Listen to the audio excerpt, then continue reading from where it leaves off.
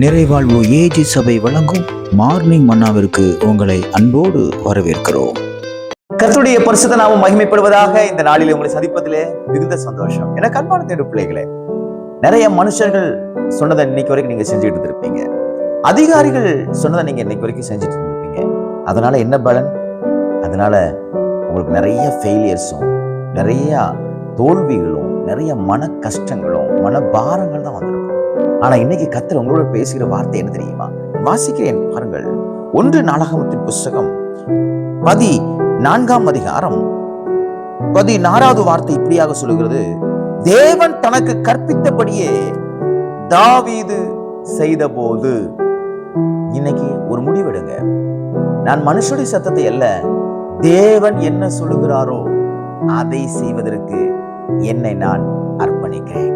இந்த மார்னிங் மன்னாவில் நீங்க எடுக்க வேண்டிய தீர்மானம், இன்னைக்கு தேவன் எனக்கு என்ன சொல்லுகிறாரோ அதை நான் கேட்பேன். வேதத்தை வாசிக்கும் பொழுது, ஜெபிக்கும் பொழுது, பாடல்களை கேட்கும் பொழுது, ஆராதிக்கும் பொழுது, எந்த நேரத்திலும் செய்திகளை கேட்கும் பொழுது கர்த்தர் உங்க கூட பேசுவார்.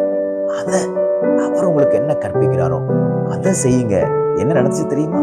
தாவீது பெலிஸ்தியரை முறியடிக்க ரொம்ப சிரமப்பட்டார். ஆனா கர்த்தர் சொன்னபடி அவர் எப்படி போக சொன்னாரோ அப்படி போன போது என்ன நடந்தது தெரியுமா? பெலிஸ்தியரை முழுவதும் முறியடித்து, அங்கே இந்த வசனத்துல 17வது வசனத்துல பிரியாக சொல்லப்பட்டிருக்கிறது, தாவீதை குறிச்ச பயத்தை தேவன் அந்த தேசம் முழுவதும் ஏற்படுத்தி கொடுத்தார். எவ்வளவு பெரிய மிராக்கிள்ஸ் பாத்தீங்களா? கர்த்தருடைய சத்தத்துக்கு கீழ்ப்படிந்து அவர் சொல்லுவதை கேட்டு நான் நடக்கும் பொழுது நம்முடைய வாழ்க்கையில, நம்முடைய குடும்பத்துல, நம்முடைய வேலையில, நம்முடைய பர்சனலா இருக்கக்கூடிய எல்லா விஷயத்திலையும் ஒரு வெற்றியும் ஒரு ஜெயத்தையும் தேவன் தருகிறார். அது மாத்திரமல்ல, அதற்கு பின்பதாக ஒன்று பேசப்படும்: இவனை போல ஒத்தாள் இல்லைன்னு, இவனை போல தேவனுடைய மனுஷன் இல்லை என்று, இவனை போல ஆமென் பலவான் இல்லை என்று தேசம் உங்களை பற்றி பெருமையாக பேசும். என அன்பான தேவ பிள்ளைகளே, பல விதங்களில் நீங்கள் சோர்ந்து போயிருக்கலாம். இன்றைக்கு மனுஷங்கள் கற்பித்தது அல்ல, தேவன் உங்களுக்கு என்ன சொல்லி கொடுக்கிறாரோ அதை செய்யுங்க. ஆண்டவர் உங்க கூட என்ன பேசுற? சில காரியத்தை விடுன்னு சொல்றாரா? விட்டுருங்க. சில பேரை விட்டு விலகிறேன்னு சொல்றாரா? விலகிருங்க.